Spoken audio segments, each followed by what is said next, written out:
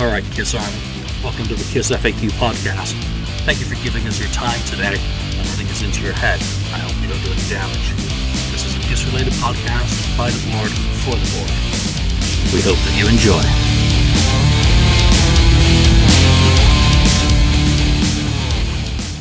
Welcome to episode 130 of the KissFAQ Podcast. This is an unplanned episode, all coming down to, as you can see in the background, perhaps, we've got Andy back. So good to see you again, Andy, and thank you so much for joining me at short notice. We haven't planned this out. There are people on a bus right now in New York City who are doing the tour with Peter Criss, and I would say a good half of them are not very happy. And those would be the folks that are downstairs on the double-decker listening through earbuds, rather than sitting up on top with Peter, actually seeing him give the tour. But I've just seen some photos. Someone's posted of Peter with the guys in Electric Lady Studios, which is beyond cool considering the amount of history that is wrapped up in that. But, you know, the tour is a whole different subject. That's a different day. Andy, you went to the expo itself. Did you do the VIP thing the night before? Which part of everything did you do, and how did it all come together for you?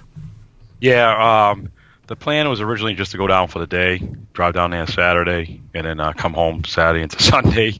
And me and my buddy had thought about it, and my girlfriend was going, and we figured out between the pricing and the signatures, and we thought it was going to be chaos because they kept saying, you know, Peter's last, to do. So it's New York, his hometown. It's going to be chaos anyways. We kind of figured.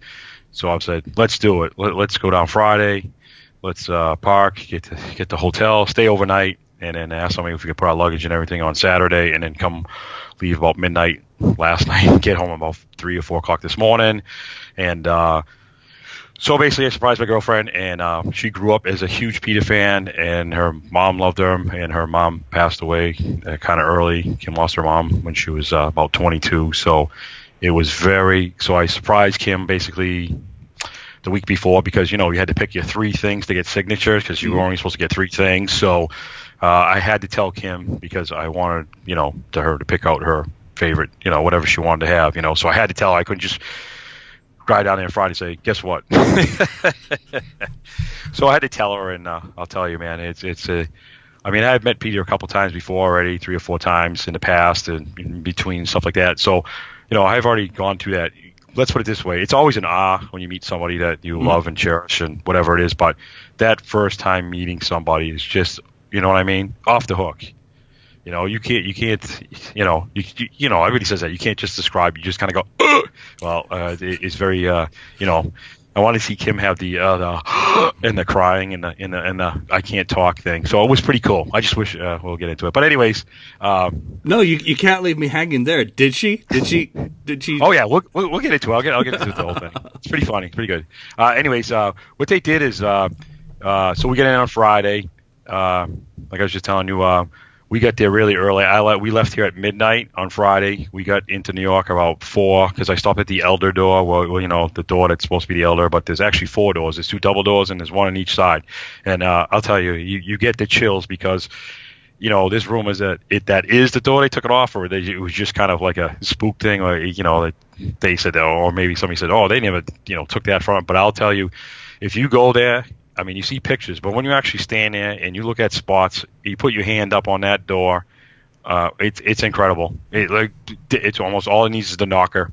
It's mint. I want one of those doors. I hope they never get rid of those doors. Well, the story behind the door is, and not to burst any bubbles here, is that they built a model, but they based it on a door. So that they took the like the hinges, the paneling, and then obviously the Order of the Rose knocker. So, that's as close as you're going to get to getting near the model. The model probably doesn't exist anymore because it was, I think, a 3rd scale or something, all they needed for the actual thing. So, that place where the door is, that's as close as you're going to get to the Elder Door in New York City. So cool. Very awesome to go there. And not that I can 100% guarantee this, but now that we're just doing that, I had heard the Elder Door basically was was used in parties and stuff. Let's put it that way. People basically would drinking and doing drugs off the table. No lie. Somebody told me that when they took the door, they took it down and they were using it as a table, and they were using it for parties and stuff. So the Hey, door you know, might not even exist. anything is possible with Kiss. I mean, just think of what happened to the Alive 2 Well, I'm not talking stairs. Kiss. I'm talking about other people used it in New York. They grabbed it and I guess it was in people's houses and apartments and stuff, and they were just back in the day they were just use it. That's what I heard. I can't, like I said, I can't 100%. You know what I mean? Well, maybe someone's got it as a coffee table now. That would be awesome. That would be brilliant. Wicked awesome on that one. So, anyways, we got into like I said, we got to the hotel. We parked, and thank God the parking in New York, the we leave your car, and it's kind of scary because basically you have to leave your keys. So think about it. You have all your luggage, all your goodies in there, and you can't get into your hotel room. Basically, your car is with them, unlocked. The windows were open because we got lucky when we went to the hotel. They actually let us in early. They had like one room open. It was a smoking room, but we don't, I can't stand smoke. I don't smoke. So, but we took it anyways because it was 5 a.m. But we got up to the room. It wasn't smoke. It was actually, somebody must not have smoked. They must have cleaned it out pretty good. So we got lucky. So we got there at 5 a.m. and like I had been posting, I had started. I had started a long time ago actually, and I lost my maps. I started making maps of Kiss like spots, Right. from photos, from whatever, or places, anything to do with Kiss, like in the New York area. I started, doing it, and I lost my maps, and I started over when we started this about a month ago, and so I try to not just write the spots down, I actually try to put it in a map so I don't have to keep going up, down, around, across, and you know what I mean? They're crazy. So everybody says, oh, you should have tours. I got news for you. It'd take you, I don't know, months and months if you really want to hit every place. I mean, we must have walked at least, and I was killing people. Let's put it this way. Everybody was so tired. I'm just keep going, and people like, man, you look so exhausted. I didn't care. So, anyways, what we did is we started running around places and GPSing, and some spots are still there. Sometimes the signs are there. Some spots are there. They change names, and some spots are not there anymore.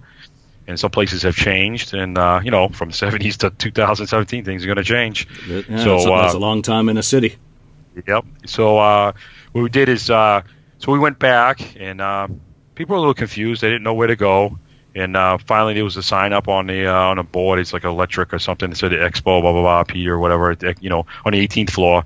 So basically, we showed up at 1:30. We walked into this little room. I wouldn't say little. Yeah, I say little because it's because they had like two sections. You know what I mean? Door open, another door is another section, and people started going there, sitting there. So there must have been like 30 or 40, maybe even 50 people. At first, I'm like, oh, this isn't bad. And all of a sudden, Peter comes strolling in, with Gigi, and he sits down just like on his regular seat with everybody else, And he said he was sorry. He's a little bit. I mean, he wasn't even really that late, but it was just a teeny bit late. And he did say he was under the weather. He wasn't feeling that good still, because I had heard he was.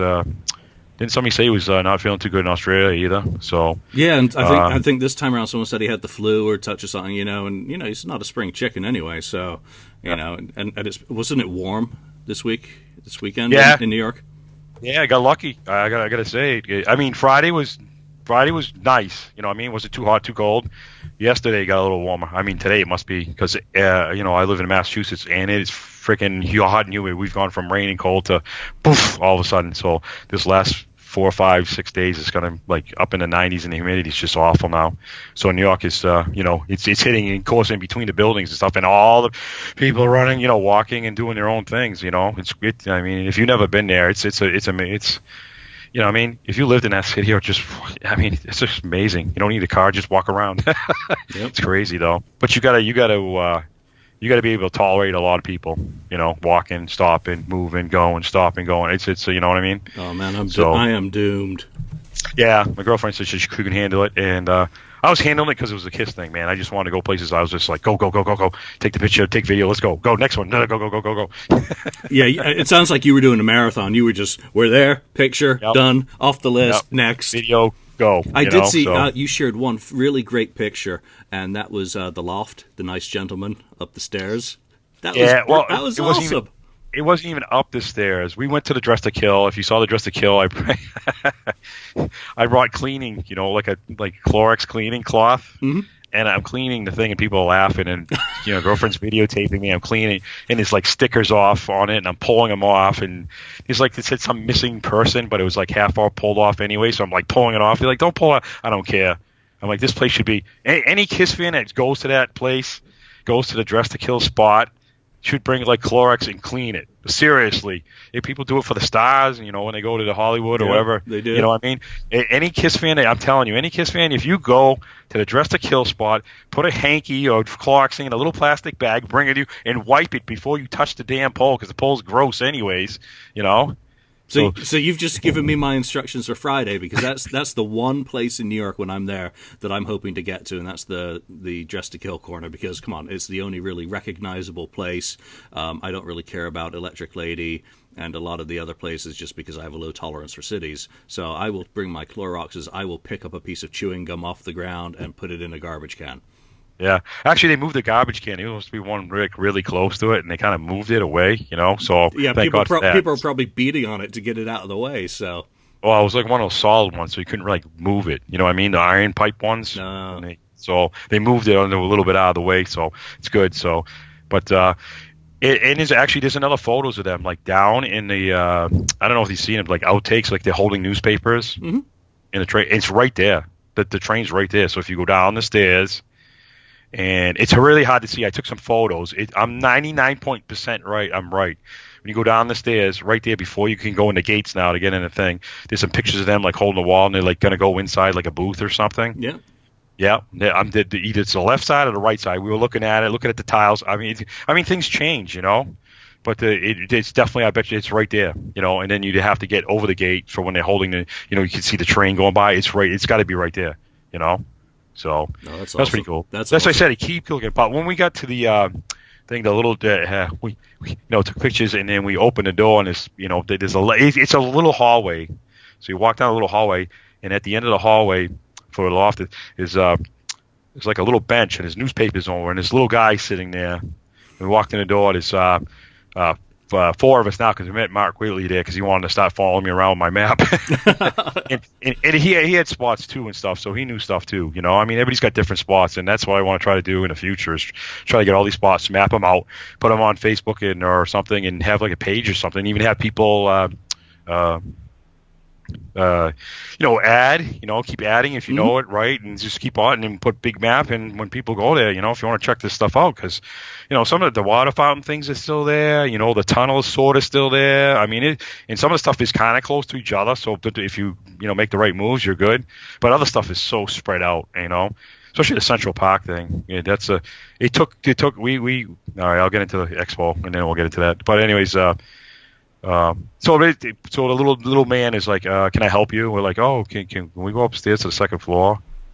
The fourth floor, because there's been rumors, it's been the fourth floor, the second floor. The guy goes, I know where you want to go. It's the second floor. He goes, but no. And we're like, you kidding, right? And the guy goes, no, you can't go up there.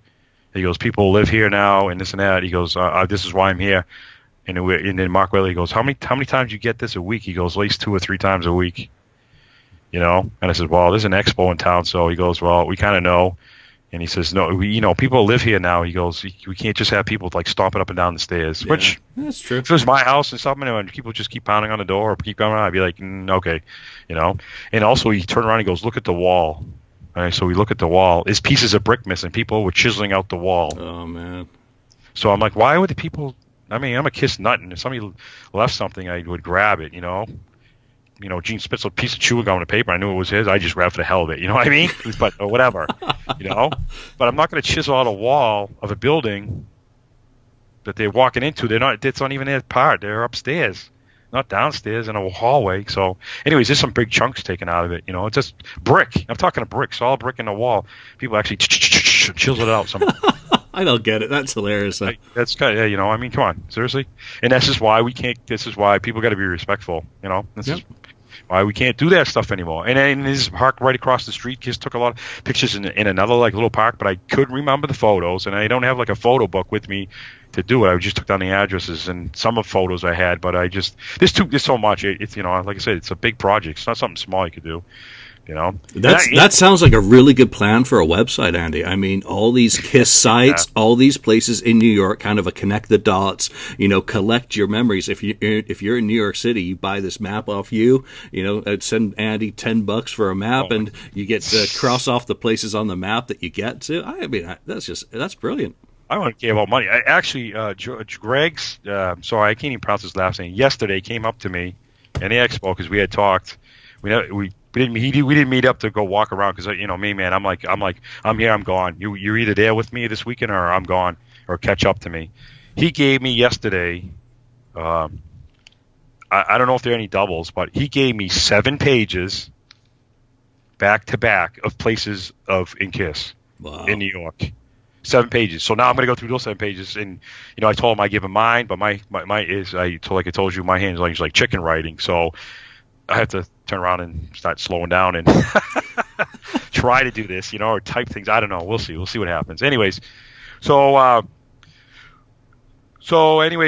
we got back for like I said, Peter walked in, and he started talking. He wasn't feeling that good, and we happened to be, he walked in like this side, and we ended up being on the other side of the room, sitting there waiting, and he's talking. They show the film, and I'm like, hey, this isn't too bad. There's not that many people, man. Maybe we'll get a little extra time. Because, I didn't know how the whole thing was going to work out because nobody really got much of a clue what was going on, in ways. So anyways, the video, they had that video, guys, you saw in California, yep. Rock stars thanking Peter, but if it wasn't for you, and this and that, and everything else. It's the same video. And then basically the guy says, oh, everybody line up here. And it was just like a mad rush. He says, all of a sudden, at like the double doors that come in, there was massive amount of people. It was crazy. They open the doors, and they're like, all right, everybody just kind of line up here. So the people that were coming in the doors later will just all of a sudden, and I'm like, oh, my God. And we're on the other side of the room, so, you can't get over there. And I'm like, ah. So basically, we waited in line about 5 hours. Oh, man. Oh my God, that's just soul crushing. Yeah, but you know what? In the long run, it was well worth doing because I'll get into that next. Because 2 reasons why. And number one, it was a lot easier. Like I said, if you balance the money between the Saturday and Friday thing, between the signatures, meeting him, you know what I mean? So, and then standing in line between Saturday and Friday, huge difference. So, anyways, when they opened the doors, they asked how many people, and if you're like one person, you go in, and then they took a couple people, and basically Peter was sitting at a table. He had all his merchandise. You can see stuff on his website. It says sold out, but it had that basically most of that stuff that he had said sold on his website there, right. So you could buy stuff. And they said, 3 signatures, But when you walked in the door, you can't take pictures. Yep. You couldn't take video. And there's 2 guys. They're kind of directing. And then when you do, you're talking to Peter and Gigi. What do you want signed? What color? They did take their time. Oh yeah. And we would have got more time if we went separate. But the whole thing was I wanted to see girlfriend Kim.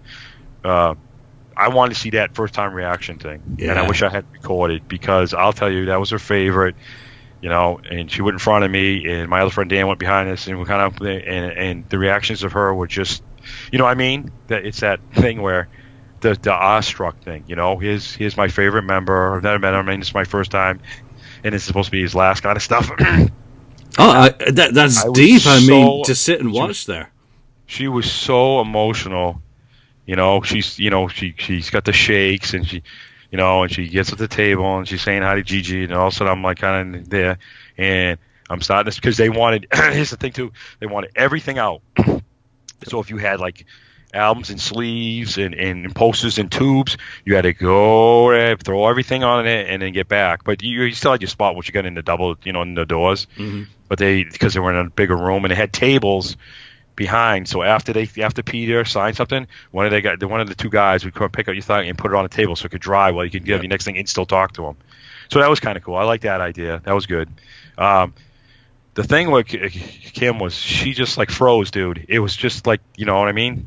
She's talking to him. She says, "Oh, this." She's not lying. Peter was her favorite as a kid. She played the album, and one of the things she wanted to get sold was her original soul album. And it's got like duct tape on it, and you flip it over. It's all scratched. It's got a cutout from my man. I wish I don't have it refined. She had a cutout from she had a cutout from so he actually wrote to Kim in green, so that was pretty cool. He asked, I said, hey, have it to Kim, and then she flip it over, right? It's got like from the old, it's all yellowed, and those puffy stickers are like worth a fortune now. She had one of the puffy, the the cat. She goes, oh my god, I want my original album. So I says, that's cool. So we, and she's trying to explain, she's trying to talk to him, and she just totally froze. Because that was her and her mother's favorite album, and like I said, her mom, passed away. Mom, she lost her mom when she was like 22, and her mom was only in her like 60s or something like that. So it was, very. Then she just totally froze, and I had to go over there. She had tears in her eyes, and I had to go over there and say, "Hi, Peter, how you doing?" to kind of break the mold a little bit, because she was just really, kind of dumbfounded. But it was really, really good. And also too, which I was surprised. I did, you get your 3 things signed, and the guys asked. He goes, "Do you guys want anything else signed?" And I'm like, "Are you serious?" And I'm like, "Yeah." Well, of course you got to pay the $50. And I'm like, "Good, because I don't want to stand in line Saturday." Yeah. So I said, I gave him the extra $50 to have. Now I have a really good story, which I never knew, because people tell these stories, and I'll bring it up. Is that my friend Mike, he has. And I don't even have one, which is bizarre, but he has the first Peter Criss, before he was in Kiss, the Chesla album, Yep. And I put it on the table. Actually, I don't want to skip my girlfriend's things for it, but anyway, she was in tears and everything else, and and she was just, and her license plate, her actually real license plate says Kiss 3 on it because of the Peter, Peter, third. Everybody says, "Oh, he's the third member of the band." No, that's his favorite. That's Peter's favorite number. It's not because he was the third member. And his brother actually did the tattoo on him. So his brother did the 3 on it, the drum on it, and the lightning bolt. That's his brother actually did that stuff when they were drunk one night. So, that's a great story. I didn't know that. Oh, you didn't know that? No. His brother was on another podcast, I think, maybe a month ago. Which that was Joey, right? It could be. Yeah, I'm sorry. I'm totally blanking. I'm not trying to take anybody's story, but yeah, his brother told the story that him and Peter got trashed one night, and he tattooed him. Hey, great, him and his brother got tattooed. Great story. So whichever podcast you were that had Joey, or whichever Criss, Peter's brother, power to you for getting that sort of information out there. Cool stuff. Yeah, it's kind of cool. Yeah. So when I put the album on the table, and I says, "Oh, can you sign this to my friend in black? I think black would be good." He looks at it. He goes, "Wow, I haven't seen this in a while." He goes, first one, he goes, "I'm the only one left. They're all gone. They're all passed away." So that's number one. And then I'm sorry, I forgot the name, but this guy right here, the guy on the end. Yeah, Benvenga. He's got the glass. He's got glasses on. They look like big fat glasses. He's wearing white or something. I forgot his name. And he said something about Baby Driver. And I says, "Oh, yeah." They go, I always heard the rumors, whatever, that Baby Driver was about drugs. Peter, and he looked at him. He goes, "Man, that's weird." He goes, "Everybody thinks all my songs about drugs." And I started laughing. And I go, "Well, I don't think all of them, but I thought Baby Driver was, And he goes, "No." He goes, "You want to know the truth?" He goes, "This guy, I forgot his name. Sorry." He said he had bought a certain car when he was, the kid or younger, and the kid drove it, or the guy drove it, and he kept driving it. He goes, the kid lived in the car. He just kept driving. He didn't want to he loved the car so much, he kept driving and driving and driving. He's just like, not just drive to work, he just keep driving and driving and driving. Even if he didn't have to go anywhere, and that's how the song came. He called him Baby Driver, and that's how it came about. So the song's about his friend from the Chesla album, Baby Driver. That's how it came about. That's going on me. Yeah, I talked to Stan Penridge years ago about that one, and I think the car was an Alfa Romeo Spider, and and that's the exact same story. So Peter and Stan tell the same story. That's brilliant. So it's true. Yep. For the Forrest Gump of driving, that guy was. Yeah. So we, they took the photos. Actually, we took 2, and I only got 1 because they, what I mean? Because you pay twice, you should get 2 photos. But I don't want to screw this up. Yeah, I'm kind of skipping, and I don't want to skip. I hate skipping, but anyways, I had some stuff signed. I had my original. I got the original Souls album in, disc. You know what I mean? Picture disc. So he signed it and agreed for me, which was, that's kind of cool. I loved it. Thank you. That looks brilliant. Yeah, this is what I thought was pretty cool. Is I actually last minute. This is one of the last minute things that I asked him to sign the side to Beth. They did it. It's really popped out pretty good. At first, I was like, I got to do silver because you're really the green color. But I'm like, go with the green.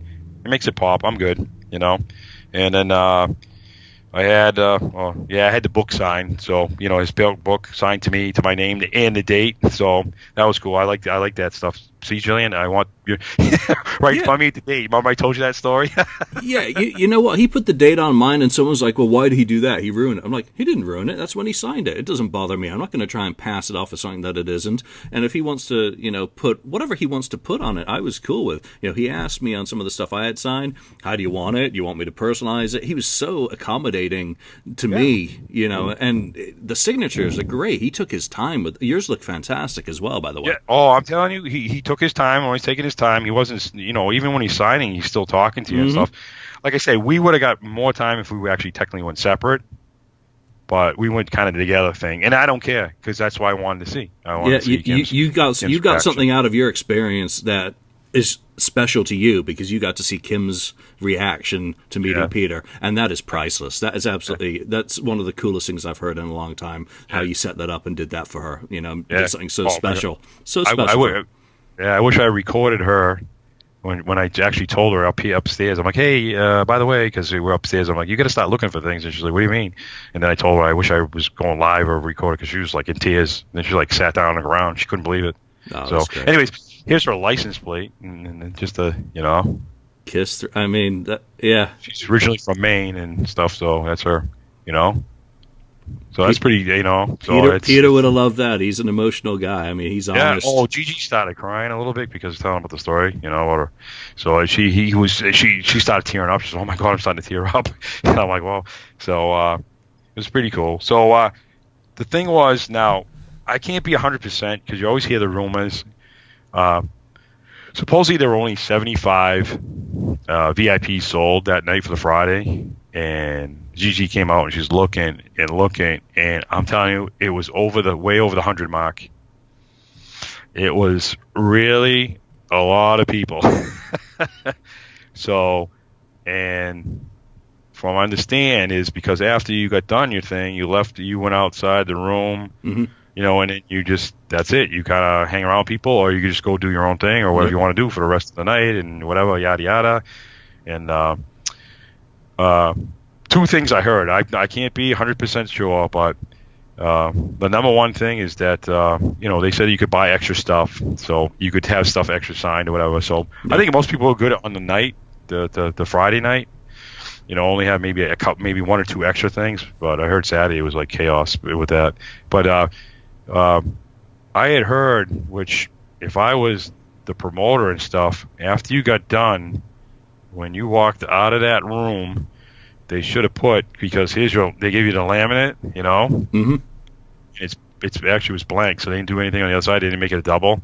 They should have took a marker and went X'd it off. Yep. Because I had heard that people were taking them off and giving it to somebody else. And they were jumping back in line and going through the you know what I mean? That sucks, but I'm pretty sure.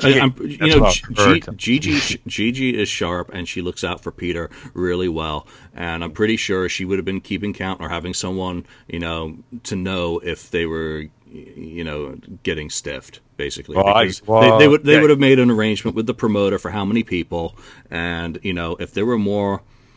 That's just ripping them off, and that's uncool. Not into that. I am not, like I said, I'm not there. I'm not behind the scenes, but I'm telling you, you could tell when Gigi kept coming out, she's like, oh my god, and she kept looking, and I mean, the line went from that door into the other room where the expo is going to be, part of the, all the rest of the guests the next day and stuff. If she's expecting 75 people, and that's how many she's been told, then she's looking out for Peter, that he's not kept there all night long, interacting with people after people who, number one, haven't paid. Simple as that. Well, I don't know if they paid. I don't know if people, I don't know the whole story about that. I don't know what's going on. Or maybe they paid and they just sold, he kept selling them. I don't know. I don't know if he had like a cutoff. I don't know if he said, okay, we're only going to sell 100 of these and that's it. I don't know if they just kept going, or I don't know the deal. So like I said, I'm not the promoter. I'm not the, stuff like that. But there was a crap load of people, though. I'm telling you right now. And she was like, oh my God. So anyways, they, from I heard, because I had left, we had left after a while, because we put our stuff away, and then, I went back out on a hunt. I went to more Kiss spots. I'm going. I'm not going to sleep. Let's just do this, and go get some food, and let's go to more spots. Let's go up to Times Square. But anyways, I had heard that they were signing, right, Peter? They were still signing tonight, but the photographer that was doing the pictures had to leave. The woman, I guess, had to leave. There was something going on. She had to leave, or maybe she was only getting paid for so much time. You know what I mean? New York, Uniontown. Yeah. So she had to leave or something like that. I don't know if she had to leave or I don't know. So they told the people that somewhere in the line at some point they stopped saying, okay, you can only get signatures tonight. And then tomorrow we'll put you first to get your pictures done when they do the picture thing. So people, some people, let's put it this way, get upset. You know what I mean?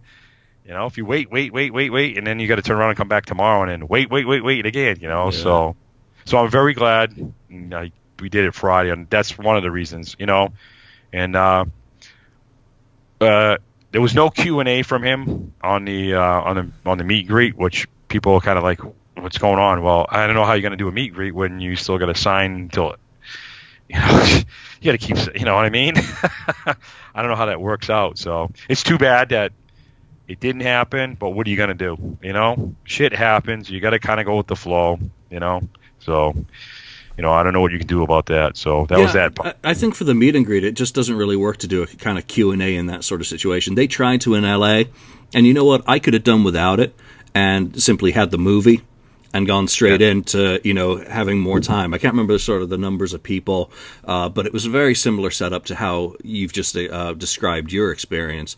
And, Peter did answer some stuff that day. It was a brief one hosted by, Rob Zombie.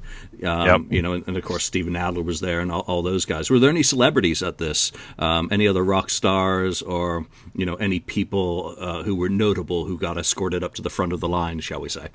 Nope. And it's New York. And I had kind of thought there might be somebody because it's New York. And nope. Absolutely nope. Nobody.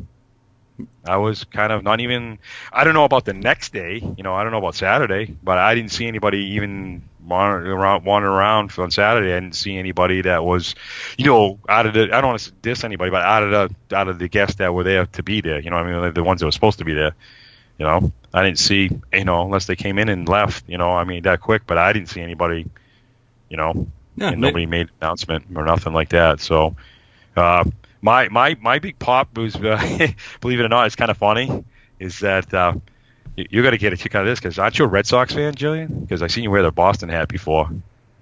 I am known to care about the team. They actually, Jim Rice's brother works there. I got a picture with him. I'm like, somebody told me, he's like, yeah, that's Jim Rice's brother. I'm like, looking at the guy. I'm like, he does look like Jim Rice's brother. So I asked him the other day. I'm like, hey, you Jim Rice's brother? He's like, yeah. And I'm like, can I get a photo with you? He's like, yeah. So I took a quick selfie. He wasn't too happy or whatever the hell his deal is, but whatever. Anyways, but that's Jim Rice. It was Jim Rice's brother. It's kind of funny if it really is, but I guess it is because some other guy told me. Anyways.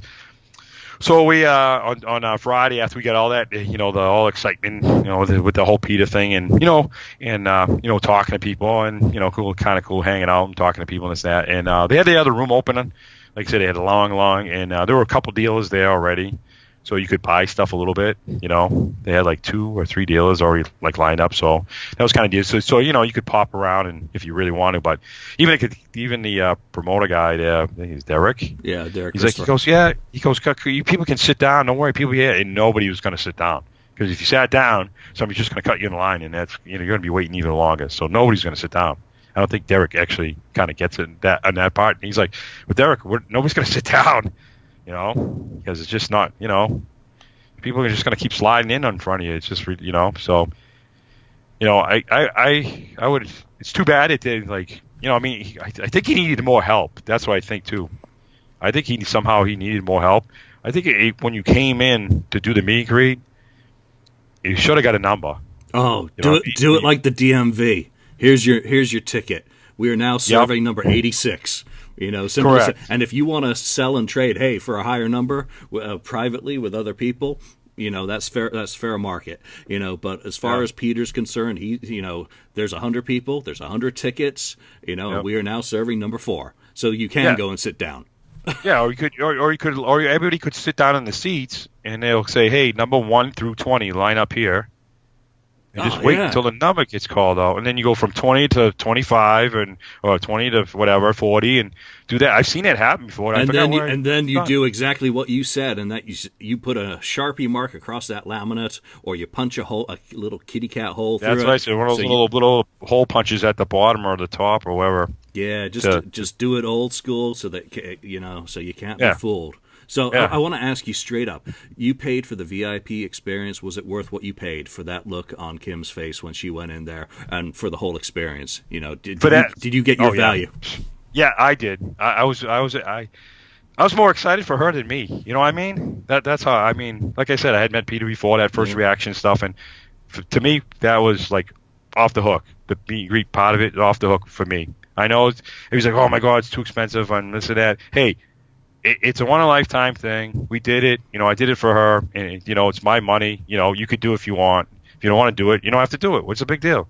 And if this is it for him, when you spread out the money in your lifetime, the memories and the stuff I've signed, it's a win. You know what I mean? There's nothing even to justify or discuss in that. Everyone's got their own values. You got what you wanted out of it. When I did it in LA, I thought it was the best money I've spent on a Kiss related thing in years, just doing that. And unlike you, who got on the wrong side of the room, I was on the right side of the room. So when it came time to line up, I was up.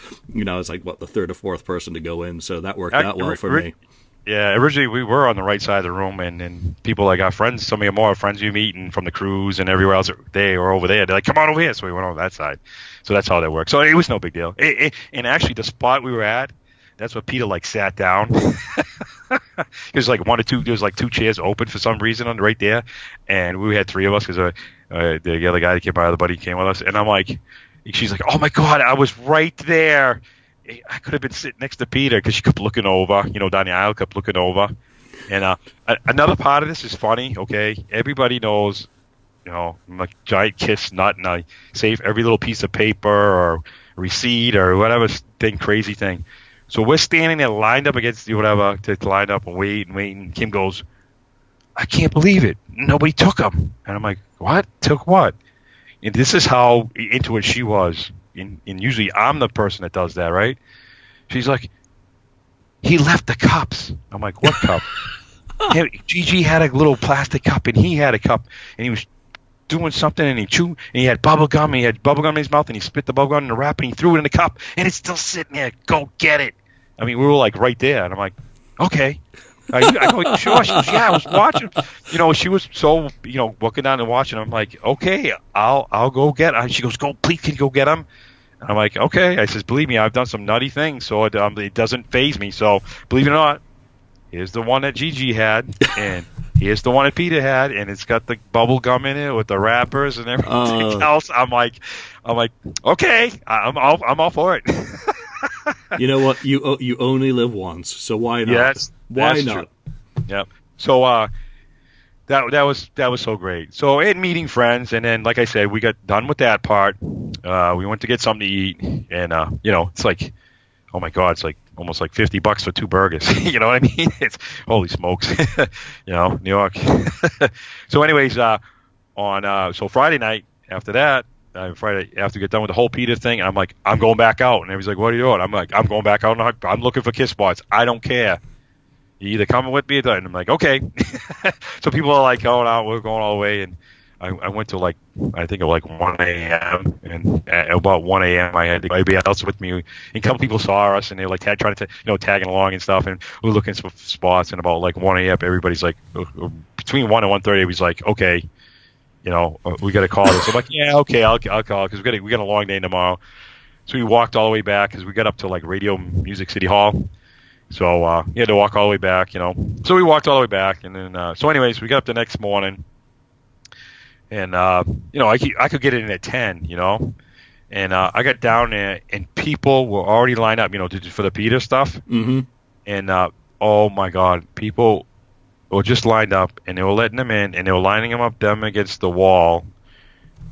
And then the rest of us who just wanted to get into the expo, to either buy stuff or see the other guests, right, was standing there, and some of the people on the meet greets or stuff were floating around buying stuff already. And I'm looking at Derek. I'm like, Derek, those people are in there already, buying stuff. I'm like, can we get in? He's like, yeah, screw it, go ahead, go ahead. So they were just letting those people, everybody in. So we started going and doing that. But the Peter lines were atrocious. They were like lined up against the wall, around the corner, right up the other wall, right outside. I mean, it was just out of control, dude. And I'm like, money well worth spent on last night, please. Yeah, and that's what I've read on Facebook, is that because of all the people who didn't get service the night before, came to the head of the queue in the morning, and then you've got everyone else who it just bumped the whole thing and turned it into a complete cluster. So, yeah. And it was tough. He needed help. I'm sorry, Yeah, Derek needed help. He needed more help than. If he had help, he needed even more help because, I stood in line. We stood in line, thought we could get in, but it was line for the people for the Peter thing. And and then we got shuffled to the side because we're waiting to get in. We could see everybody and, stuff. So he needs some serious help. I don't know. I don't know if this is, I know he did the one in L.A. I don't know if this is this only second time he's ever done something or he's done more stuff in the past. I don't know. No, he has done other sorts of events, but I don't think he's done any kind of on this level with Kiss fans. And the kind of how all our fan type stuff really affects anyone's organizational skills. I don't want to, try and be an apologist for him because he'll learn from, the bumps he takes. Yeah. He'll take some hits for how things have happened and hopefully learn from them. Simple as that. Yeah. There was a lot of people pissed off. Let's put it this way, point blank. I'm not going to lie about it. There's a lot of people ticked off, waiting for all day. But you got to understand, people paying, and if you paid the $275, then you figured out the prices, and it doesn't really that much more to pay for the Friday thing that it did Saturday, except for the hotel and you got to park and crap. So figure out how you want to figure it out. But some people just would have go there for the day, just go there for the day. I'm glad I just didn't go there for the day and then wait all day because I would have. What I mean? The same thing happened in L.A. that there were people waiting in line for the signing on the day of the expo there, and they were there 5-6 hours, and it was torturous because someone came in with 80 items and $4,000 in cash to get everything signed, and that sort of thing just screws up the whole process. The person's paying. It's again comes back to market, and I mean I didn't go and get anything signed until right at the end that day when the line had gone. I'd packed up. Obviously, I was a dealer, so I packed up my stuff and I was done. And Tim went and I gave him my last item to get signed, and he took care of it for me. But for the poor folk who are waiting in their 5 hours and spotting each other for bathroom breaks. I mean, I don't know how to even suggest rectifying that sort of situation because you just never know how many people are going to want to get stuff signed and how long. And Peter was so gracious with his time with our interaction. And when Tim, he waited until right at the end that day. And he went in, and I said, "So how was he? Peter's been signing all day. Was he tired? Was he a little short? Was he?" He said, "No. It was all very positive. Everyone I asked who had gotten stuff signed at the end was like he was, great spirits and all that. So, from the sounds of it, Peter's been really trying to give every single person who steps in front of him the time and respect that he feels he's being given as well." And that's we must have been in there when we actually got in there and started talking. We must have been there at least. I wish I had counted it, but like I said, we did it together. Mm-hmm. Got it together. I mean, she got her stuff separate signed, and she was in front of me, but our time was together. It would have been different, but we must have at least almost 15, 20 minutes. So you figure 20 minutes, 15, 20 minutes per person times X amount of people. Yep. That's a lot. Yeah. So I think the best way would have been taking care of that if you got your number, the number thing to take, the numbers. And then, I did, like you said, it's almost impossible. There's always going to be some kind of thing. It just, I think the Friday thing with you had stopped at the pictures because that person had to leave, and that's that. Now, the expo itself, now we can get into the other stuff, which is part of the thing is interesting. I hope, this does not, I mean, I'm not going to slam Derek because I've done, helped with the Livingston stuff before, the Kiss Cruises, and I'm doing a thing at the Hollow Wolf this year. Mm-hmm. And everything at the Livingston was always free. I didn't have to pay. I didn't have to collect money. And even with the Hollow Wolf this year, people pay like $10 Guinness to cover the bar and the band. That's it. Right. I'm not collecting the money. Tickets are pre-bars, or you could buy them at the door. But I'm not doing the money thing, so I don't have to stand there. I just, and I've had guests come. We've had guests come last year and the years before that. And I've always said, guests, you can sell whatever you want. I don't want to get into it. You know what I mean? You can sell whatever. I just want you here. If you can get here, you can sell whatever you want. Keep all the money. And they're all flabbergasted about it. Oh, cool. I'm like, because I don't want to get into this. I just want people to have fun, the Kiss fans, because we might not see these people anymore. Hey, any day, anything. Here today, gone tomorrow. Yeah. So and I said, so I got to give props to Derek, or whoever and stuff, to even try to pull Peter out to do this in the first place. Number one, and then get the other guests on top of it to come. And I don't know what the arrangements are and stuff, but I don't know what happened. I heard a rumor that the sound guy or somebody didn't show up, so the question and answer thing just got totally blown out of the water. You know what I mean? Wow. People were. Dude, there was tons and tons of people around waiting for Q&As, and they weren't happening.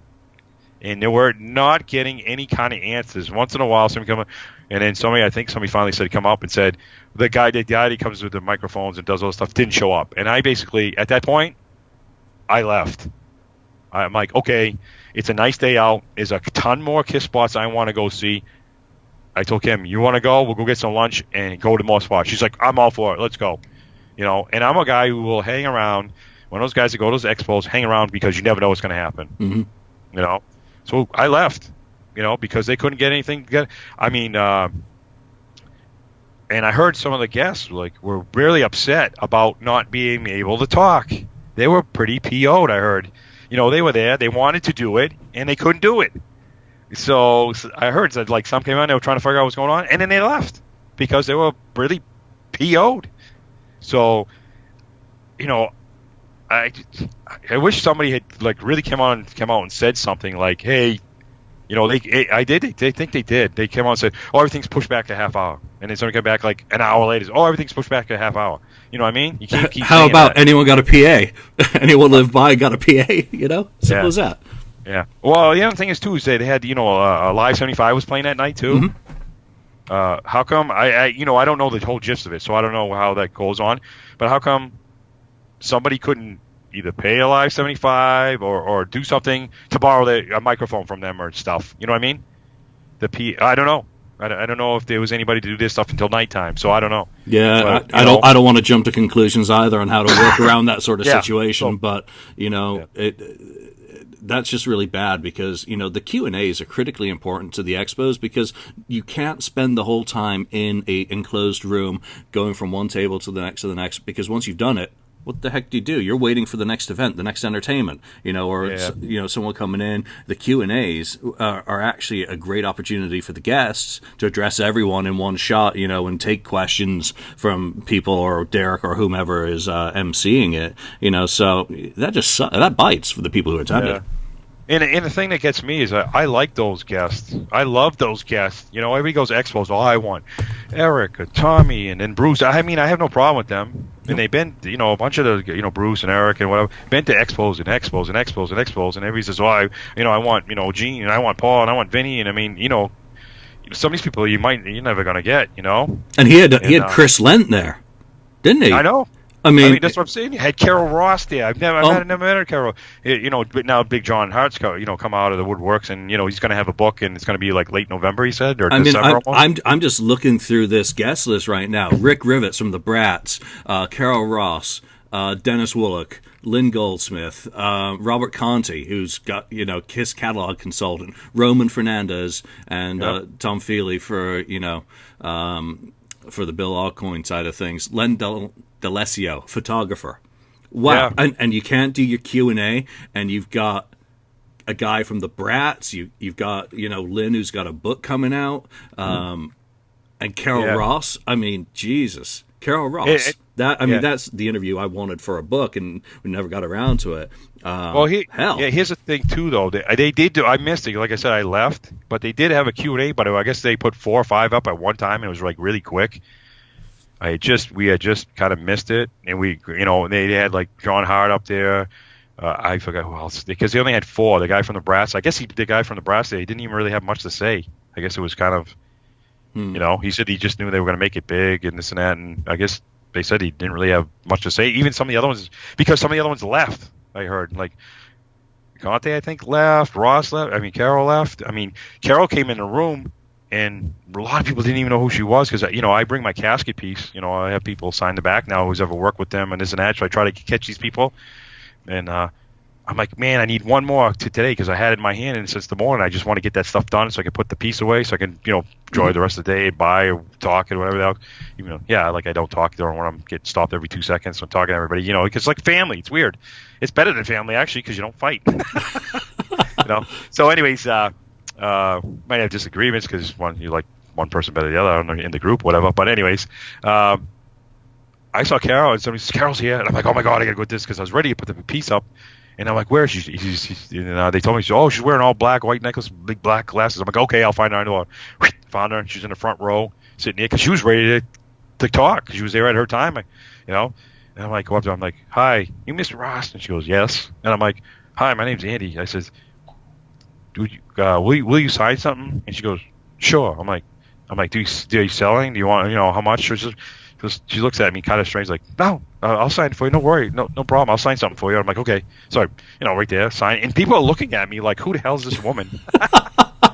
So she's in this front row of the chairs, and then she signs it, and I'm like, thank you. And then I told her what it was. And it's kind of funny. I always tell people what it is after the fact. Mm-hmm. And everybody was kosher.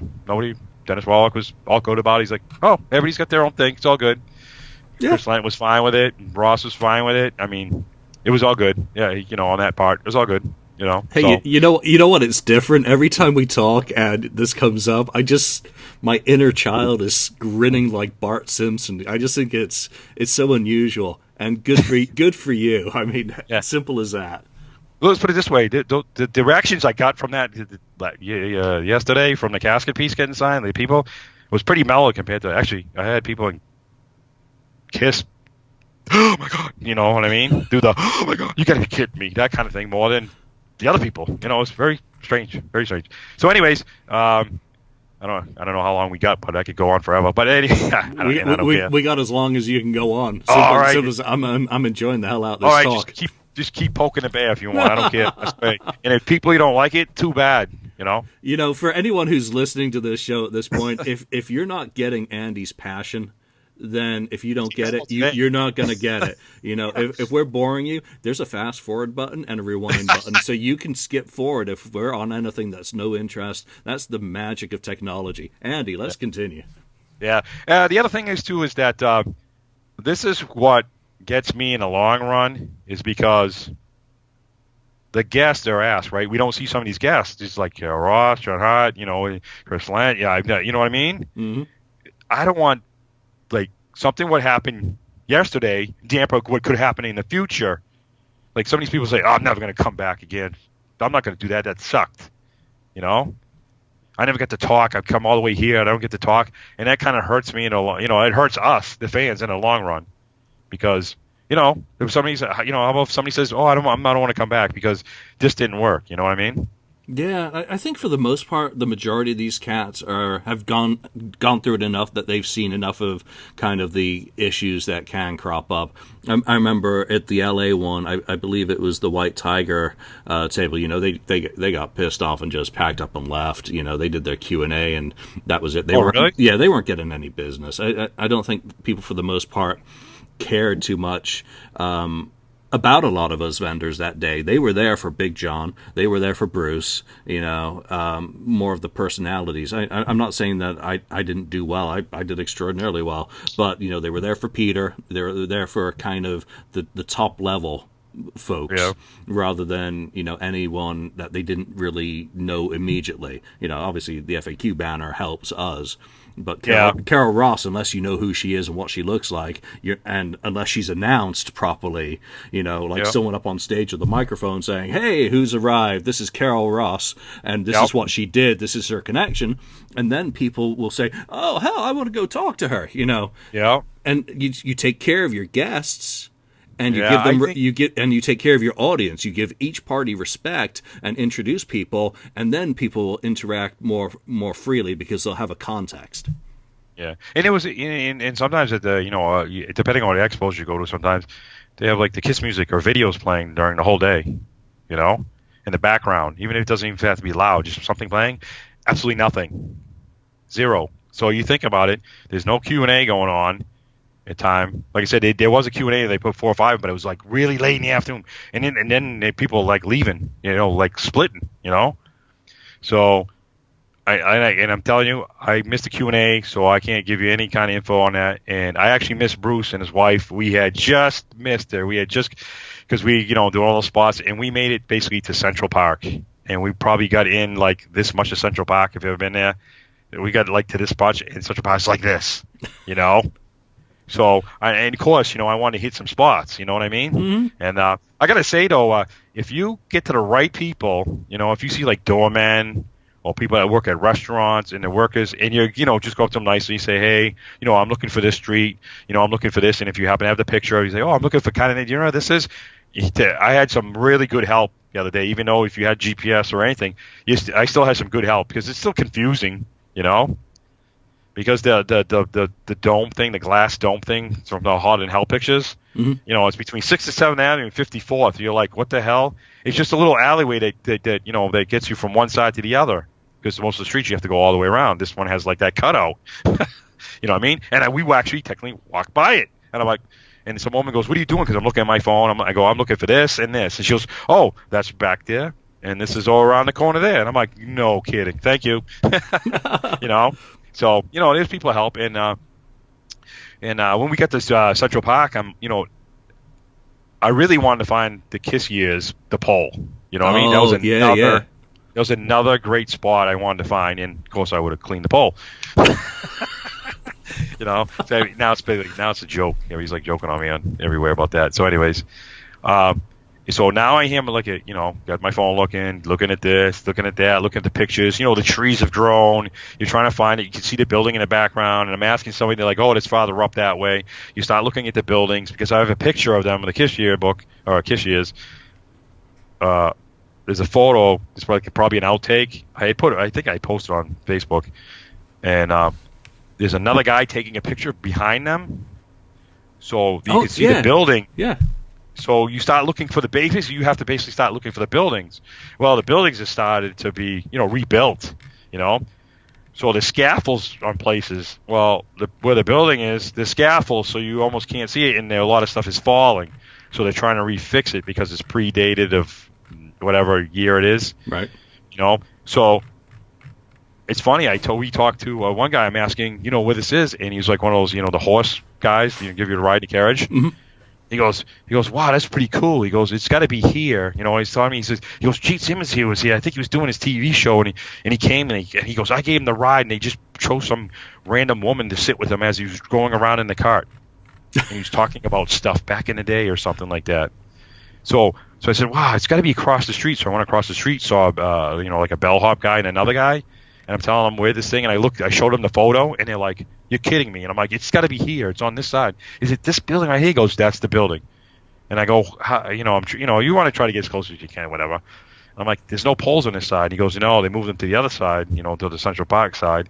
And of course, the streets have gotten bigger, more cars have gotten wider, so they're taking everything out, and sidewalks, get a handicap, and they get all that stuff. People know. So they had a bunch of scaffolds, and the guy goes, "I'm telling you right now, it's right here." And I go, "How do you know that?" He goes, "Blow that picture up a little bit." So I blow the picture up, and the fire, the metal that comes out of the building, the fire things, they attach on or something. Yeah, the hose. Not the whole, like a metal, whatever it is, and they attach it to it or whatever it is. He goes, "Those they never fix. Those they can never touch. That is the original thing, so that's right there." So, and he goes, and the photographer's near, like, the window or the doorway that's right next to it. You can just see a little sliver of it. So he's like, that's the spot. So he goes, you move back a couple feet, it's just right in this area that would have been where it would have been. Oh, Kiss Yours photo. I'm on your Facebook right now, so Kiss Yours photo. Somewhere, there's so many scrolled. I put a bunch up from videos, but I put like the 3 pictures. So, but yeah, it is the spot. But there's no more, the bus sign. You can't stop here, whatever. It's not there. And there's a bunch of scaffolds, so I couldn't really. I was trying to get away with all the pipes and stuff. So that's the best I could do. And they said they rebuilt all in there and stuff like that. But you found it. You found it. I mean, basically, that is the spot. That's the key. Yeah, and then we went actually. Our girlfriend wanted to walk through Central Park anyway, so we try to. And that's if you ever go to New York, if you've never been, if you want to go to Central Park, wow, it's really cool, but it's really big. You can't just like get a stroll, because we stopped one place. I'm like, I'm trying to. There's a picture of they're coming down the stairs and Paul's actually sitting on the railing there. You must have seen it. And Gene's walking down. Ace is kind of back. They're walking down a pair of stairs. Oh, yeah. And it's a pole. And I'm asking one guy, I'm like, where is this? Well, actually, when we walked in, I asked another guy who did, use the bicycle things and they give you rides. And I'm like, hey, do you know where this spot is? This spot? And the guy actually told me. He's like, oh, that's up in the Tavern Green spot. This is in that spot. He goes, that had to be back. So we walked over to Tavern Green. It's changed. I put a video up. It's changed. The woman, I went to Tavern Green. I'm like, hey, does this look like these buildings? It looks like these buildings. She told me, yeah, they rebuilt everything. They had tore stuff down, push stuff around, and because they're making it nicer, And she says, but this is this is definitely the spot. The buildings might not look exactly the same, but this is the spot. They walked around. If you find some old clippings of old pictures, outtakes and stuff like that, if you search for them, they're walking around because it still has the same like little brick things and stuff like that. But but they have all kinds of if you see the videos, like. It's a big, huge bar thing now. They got like tables everywhere, night lights and stuff. It's a nice place. You know what I mean? So it's really changed since the 70s. All of that. So, and then I said, hey, where is that spot with the railing? He goes, oh, that's way up top near the top. And I said, well, how long would it take us to get there? Yeah, he goes, at least another 45 minutes on feet. So I'm like, okay, we have to, we had. No, well, I think at that point we wanted to get back because we were leaving and. We're gonna go see a Live 75 play and see what else was gonna go on or whatever. So we started. So that little piece that we were in Central Park, it took us 1 hour to walk from there down to back to the hotel. And I mean, we were walking, and Kim's got like little feet. I'm like, hold on. And I'm like trying to get right through the crowd because we want to get back and stuff. But I'm like, it was an hour straight, fast. No stopping, no fooling around. Go, keep going. Try to get through all the lights, get through, what I mean? So we got back, we did that, and we just missed, so I can't comment on Bruce and his wife's thing, though, but I guess he had background music, and he was doing stuff off of Revenge and stuff, and they sang, and then they did Forever and stuff, and everybody said it was really good and stuff, so I can't comment on it, but I know Bruce always does a fantastic job. He's a straight-up guy. He's always cool. He's, He's never had a problem, Bruce, man. He's always been top notch. So yeah, L.A. him with Criss, I was gaga mode because I'd never seen him do Revenge stuff, so I was totally blown away, and he nailed it. He's a pro, simple as that. He's a pro, and he respects his audience, and he respects the music. And also, somebody has the BK from Crazy Nights, the black and white suit there. Oh, really? Yeah, actually, I took a picture. I didn't post it up yet, and the guitar, they had it up. Oh, so nice. Somebody must have bought the guitar one by, and then somebody has the suit, so they put them together the other day. So that's pretty interesting. I mean, and also I did, and as everybody knows, I the funniest thing too is that I mentioned it, and I don't care, and everybody knows it. It's the funniest thing is that. My all-time low Kiss album, if ever you got is Crazy Nights. I am just not fond of the Crazy Nights whole thing. To me, it's like a Paul Stanley soul album with little hints of Gene Simmons. Any special guests. You know what I mean? That's why I kind of look at it. So, and would you believe it or not? I'm like, I don't know what it is. I don't like my album signed. But I had a picture disc, so I took the Crazy Nights picture disc and I had Bruce sign it. Well, yeah, and that's the funniest thing. I'm like, my least.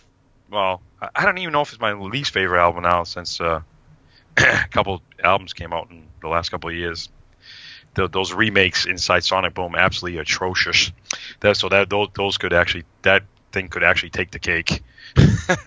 Well, at least you remember to get something signed by Bruce, because L.A., I forgot to even go. I didn't get to meet John Harte. I didn't get to meet. You did. I didn't get to get anything signed by Bruce. Bruce was gracious enough to come over before the doors open and have a chat with us and tell us some stories. But it wasn't, hey Bruce, sign something. I never had a chance. So good for you. But I didn't have I didn't have crazy nights with me anyway. So yeah. Now that we're into the Bruce and the crazy nights and talking to Bruce, okay. For years, okay, back, I don't know, it could have even been 2012 or 13 or something. I don't want to say I was the idiot, but I want to say I was the first one to ask Bruce back whenever, Bruce, how come you can't get on the Kiss cruise on the Q&A Jersey? And it's been an ongoing thing for all these years, you know what I mean? And every time you keep asking it, and they keep, no, you know what I mean? And it's all hush, no, I'm not on there, I'm not getting on there, because him and his brother did an expo in Jersey, and we went there, and they're like, no, maybe we'll do our own, would people go on? And everybody's like, yeah, you know what I mean? So, so every year it's pounded, how come Bruce can't get on the cruise? Well, last year, the New Jersey / New York KISS Expo, right? Mm-hmm. The one that Phil and Peter and Ross, or whatever those guys, Bruce and Eric were there. So I'm like, well, they have the Q&A. And me, I don't care. I poke the bear. You know what I mean, dude? Why not? I just don't care anymore. I'm not a suck up I'm not going to suck up to anybody in the band. At the end of the day, it's only a question anyway. So yeah, and I really don't care. Everybody's like, oh my God, you're going to get on the shit list. You know what? Too bad. I don't care if I'm on the shit list. I want answers. And I love it. So, anyways, last year, I know it's recorded. It's because people were there. They watched it. So last year, I asked. Bruce had just finished his, walked off, and Eric was there. And they said, hey, anybody Q&A. Now, I am wearing, because every time I go to the expos, I always wear my that solo Dragon shirt, the solos, the Dragon shirts, the solo albums. I wear the shorts, and I got the sneakers. So, quick. So, because the caskets, the solo caskets. So when I have signed, I try to take pictures, whatever. So that's just kind of the thing. I asked Eric last year, since Bruce was kind of right there and around, I says, Eric, since you're supposedly, that might have been the key word that got him, supposedly really good friends with Bruce, how come you can't try to get him on the cruise? And Eric just looked at me and says, well, what is he going to play? And the crowd went like, what? He goes, we play Kiss songs. What is he going to play? And I'm thinking to myself, what the hell? Are you kidding me? He can't play. I mean, even if there's some kind of contract that he couldn't play Kiss stuff, he's still got his own BK3 stuff. He's still got, Grand Funk stuff. He could play, you know what I mean? Union, Meatloaf. Yeah, you know what I mean? He's got plenty of stuff in the tank, you know what I mean? So now back until yesterday.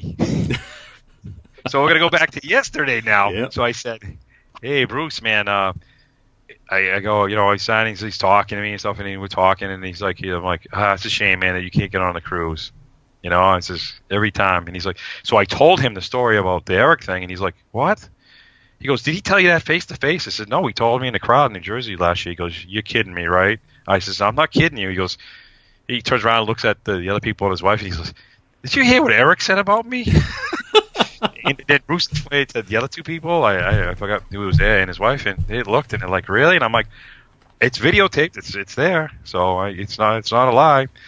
Because basically Eric pushed a question towards me. He looked at me, because I told Bruce the whole story, because after I said that, Eric looked at me, he says, where'd you get that suit, Kmart? You know what I mean? He was like trying to bust my balls about it, so I was like, okay, whatever, dude.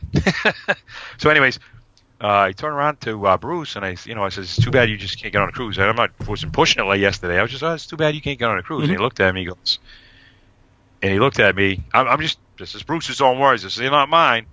Bruce turned around, and he says, well, there's a possibility that I might be on this year. And I go, really? And he's, he goes, well, they opened it up. And I'm like, what do you mean they opened up? He goes, well, it's what's the theme this year? And I'm like, well, it's Kiss World Deep something. Whatever. He goes, yeah. He said Kiss World. So now he goes, they've opened the door, So he goes, they opened the door, and I'm like, well, that'd be cool. I mean, if you could really get on, I said, then you and your wife could even sing. He goes, well, if we go, she can't go or something's going on or whatever. She got other things going on. So Bruce basically said that he didn't say yes, but he didn't say no. He just said, but he did say that they were talking. Nothing's written in stone. So people, I know there's already been, oh my God, Bruce is on the cruise. Bruce is on the cruise. He is technically not on the cruise. He says, he's talking about it, but it's not signed in the fine line. So until the fine line sign, yep. You know what I mean? But he said, but it's a stronger possibility than previous years of what'll he play.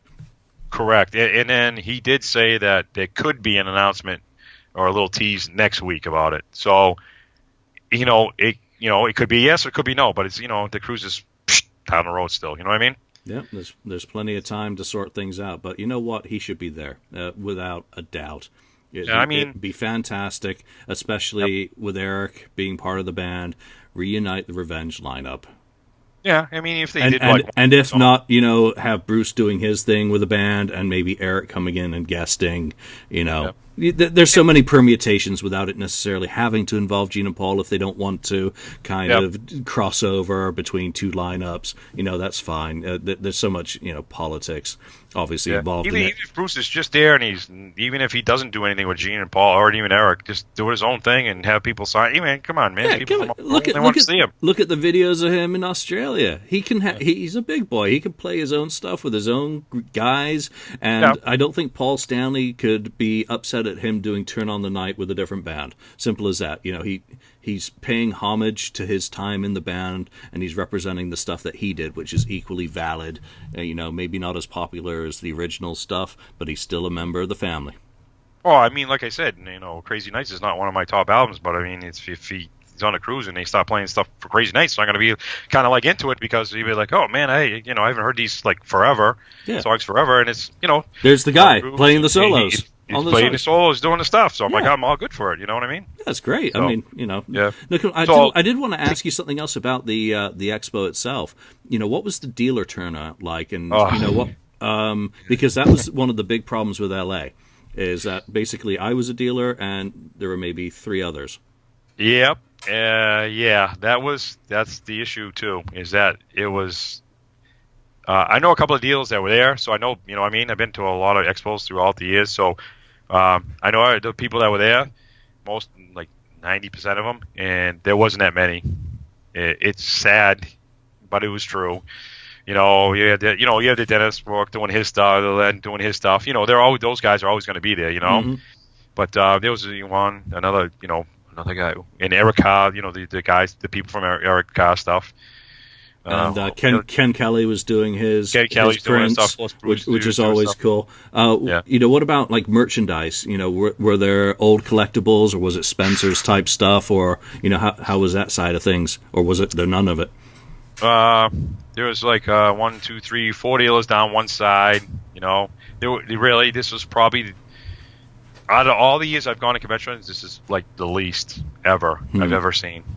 And I went into this looking that this would be like that because I don't think people really understand is that it's in Manhattan. You're in New York. You're in Madison Square Garden. One of the guys told me at the dealer's he says, Andy, man, between the parking, which I know, so you have to guard everything. You stay there. You got to pay for the parking. And then he says, oh, my God, like the carts they use, it's $20 a cart they were charging to, So you imagine, lugging your stuff up from ground zero to, the bottom floor to the 18th floor. Yep. Got to keep your eyes on it. $20 a cart. You know what I mean? So I can imagine. I went into this going, man, how are these dealers going to get stuff here? But I don't know if is there politics? You know what I mean? I don't want to. Like I said, I don't really care who hears what and stuff, but. There must be some kind of, there's definitely got to be some kind of, I don't want to rock the boat or I don't want to rub the wrong person, but it's a bummer that, I'll just say it's a bummer. It's a bummer that, Peter from Kiss for Sale, or, Peter from Kiss Museum wasn't there. It was a bummer that, like, KOL wasn't there, Kiss Online wasn't there, KissWarehouse.com, none of those guys were there. It's kind of a bummer, you know what I mean? Yeah, and who knows what the politics is, because obviously it is, it's about Peter. And what is the relationship with, say, Kiss Online? Yep. This is also a guy, Derek, the promoter's coming in from elsewhere. Is he being seen as a carpetbagger by some of the guys who organize the expos in New York, New Jersey already? So who knows? And No, because do the local Phil cats had know? posted. Yeah, Phil had posted online on like Facebook and stuff that they had, they thought it was them, and they said, no, it's not us, but we're not discouraging anybody from going. So, they put it out there saying, it's not us, it's not, the one that we do put on, but we're not discouraging anybody.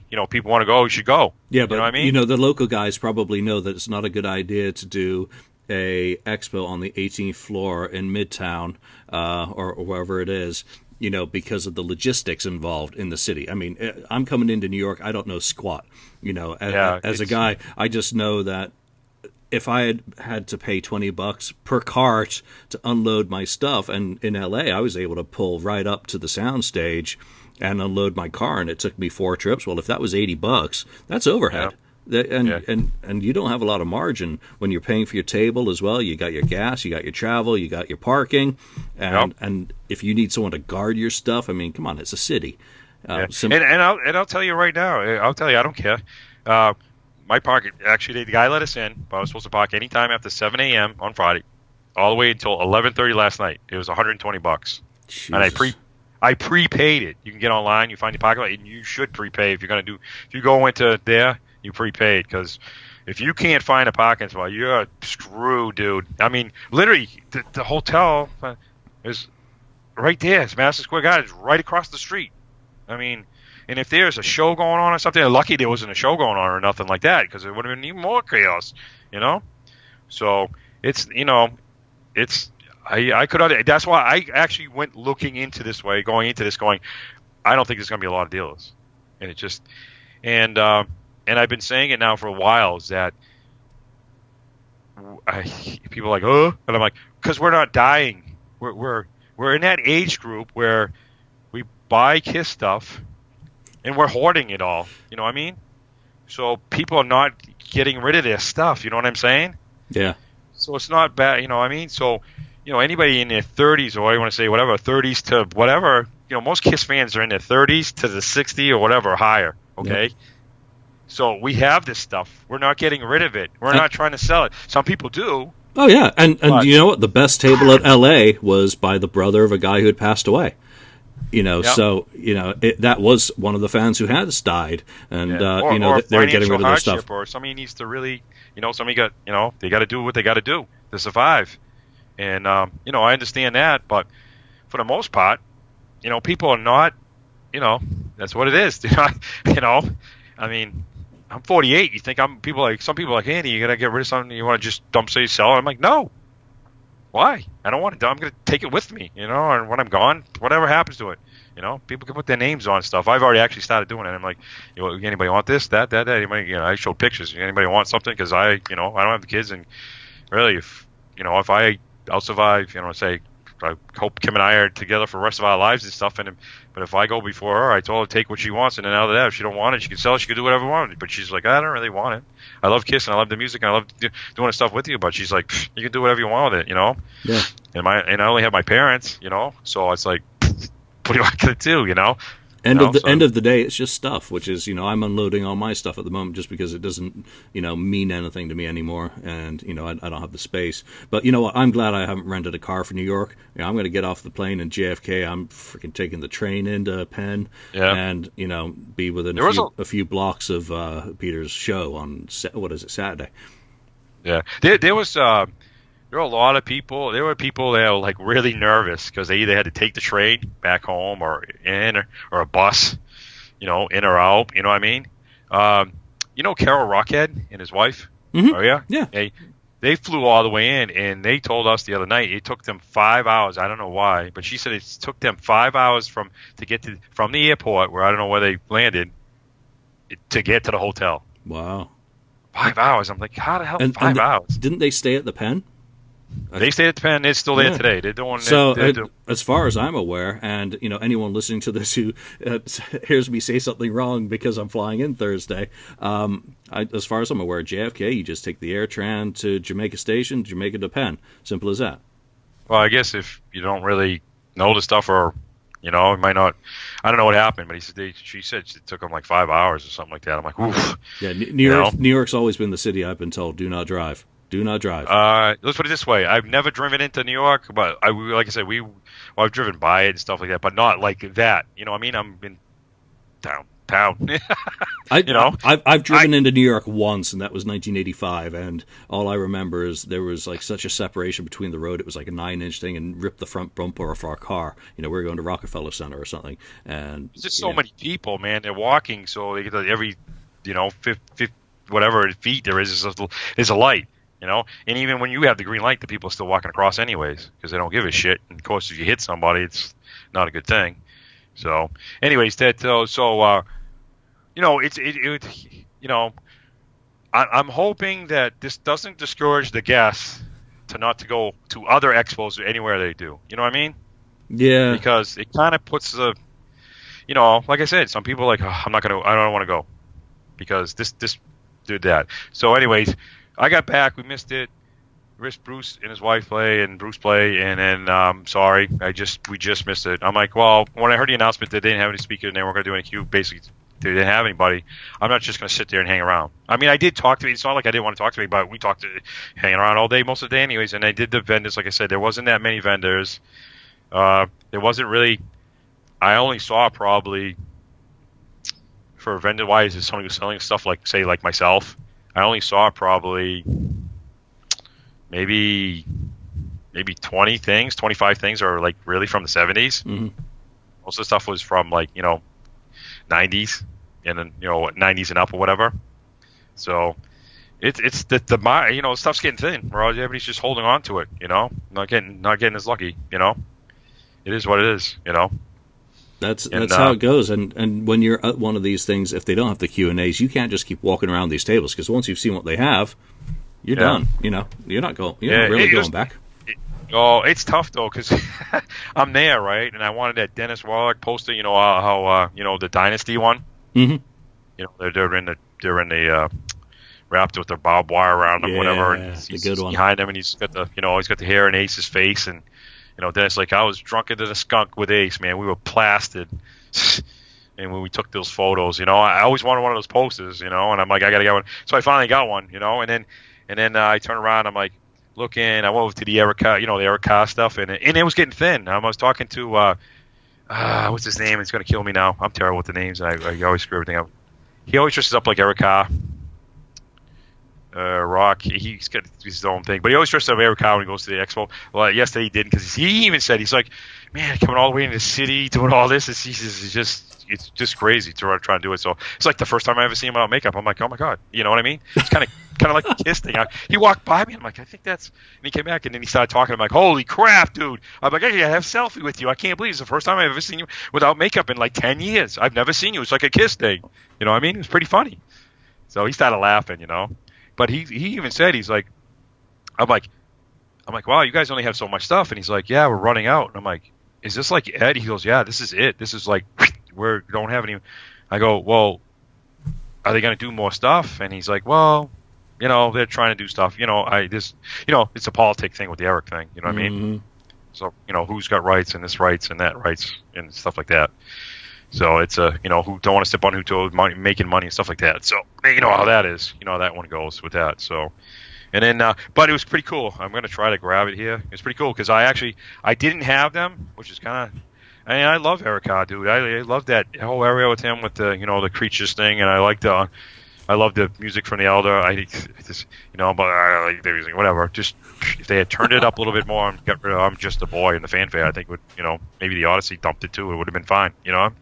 So, anyways, I end up, I bought 2 bobbleheads. I bought the Elder bobblehead and I bought the Asylum bobblehead. They have an Asylum bobblehead? Yeah, you want me to go get it? It's right there. I can go get it let me see that, please. All right, I can take these headphones off, man. Hold on.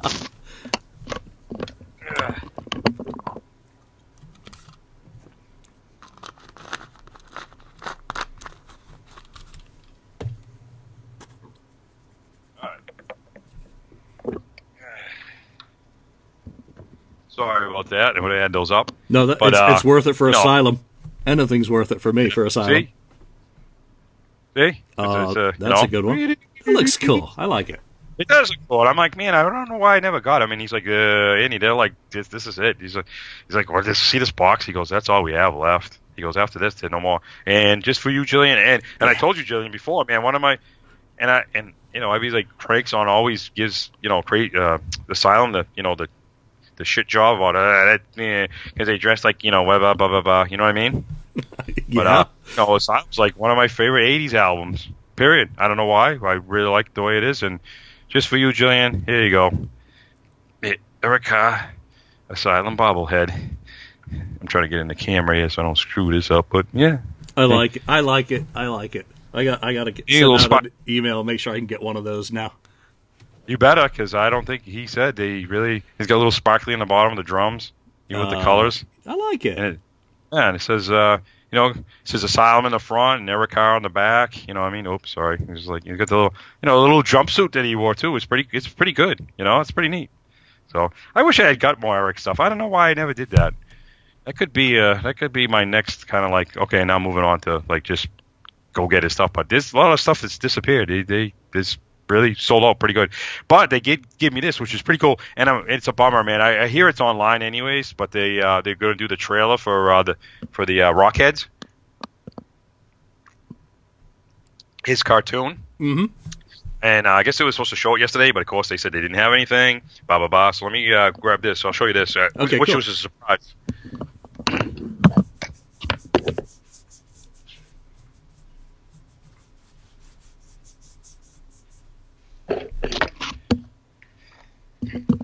Sorry, I hate these headphones, man. I don't know why. I got this little laptop, and now all of a sudden I have to use this stupid thing. Hey, you know what? They work. That's all that matters. So it works. But I hate taking off because I can't go fast. So, anyways, when I bought those stuff, and then they turn around, they're like, "Here, Andy," and I'm like, "Here, what?" And then I'm like, "They gave me a poster." That's great. Good. Yeah, I mean, I'm trying to show it all, but it's for the Rock. I mean, it's a. They keep doing stuff with Eric's ideas, and that keeps him alive. Yeah, I was like totally set up. He's still like, with us. Every time they do something like this, it reminds us of him and makes me smile. So yeah, it does too. Yeah, I was like, wow, this is pretty cool. I also saw, John. John. I talked to John. As people might not that John came down. Actually, yeah. See, I don't want to see like float my own boat and people get all look at me float his own boat, whatever. But bite me. Nobody has seen John Harte for When's the last time? Besides, did he's come out recently? When's the last time anybody's seen him or met him? Before then, I have no idea because he wasn't well. No. Which is you've heard the story about how he got skinny, right? Yeah. He's definitely. I believe someone asked him, "Hey, John, you're looking really good. How do you get so skinny?" He said, "A heart attack and cancer." Yeah. Or illness, something to that effect, and so he's been out of circulation as far as I'm aware. But that is one book, just like Andre Augustin did his years ago, But John Harte, the guys he's worked with, and the stories, that is going to be a good read, I hope. If now that we're on this subject, anybody, if everybody sees pictures or finds pictures. If anybody has a picture of John Harte in any kind of Kiss photo, we got to get it to him. He's looking for them. I mean, he's got tons and tons, I guess, but they're always on the hunt for more because they want to get the book and they want to do this. They you know what I mean? Oh yeah. And there's nothing wrong with that. I love it, man. Because Lynn was there. She came. I guess she split or something. She wasn't even there that long yesterday. There was a picture of John with the band walking somewhere, and he had never seen it before, and she gave him a copy of it so he could probably put it in the book, so that's pretty cool. I was like, wow, that's a pretty cool thing. Now he was like I said, John has been out for whatever, and I got him to come out last year for the living it's actually the gathering I called it instead of because we had to change over.